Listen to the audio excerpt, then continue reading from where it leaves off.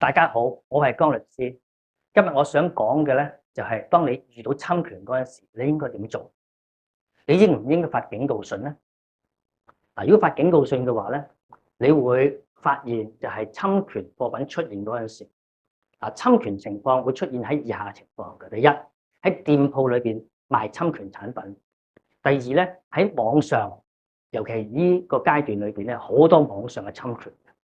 網上平台有侵權啦，甚至係嗰個侵權人自己嘅網頁裏邊顯示啲侵權產品。嗱，喺呢個時候咧，你就更加應該發警告信。呢啲警告信咧係有別於其他追債警告信嘅喎。喺呢警告信裏邊屬於叫做 cease and desist letters， 你會要求一，對方將嗰個侵權嘅相片刪除，終止侵權行為；第二，佢要送達俾你所有侵權嘅產品俾你摧毀；第三，用宣誓形式之下披露供應者係邊個，係賣過去邊度，連同啲單據。4同5咧就係律師費同損失嘅賠償。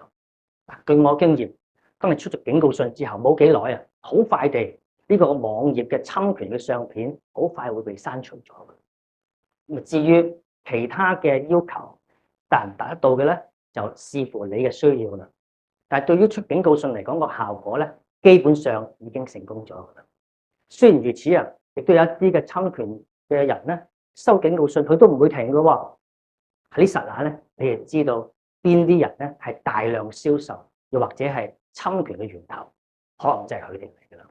喺呢個情況咧，你可能要考慮進一個行動，呢個咧就係起訴。但係今日講嘅咧，就係遇到侵權之下出警告信咧，就應該清楚啦。遇到侵權應該盡早出警告信。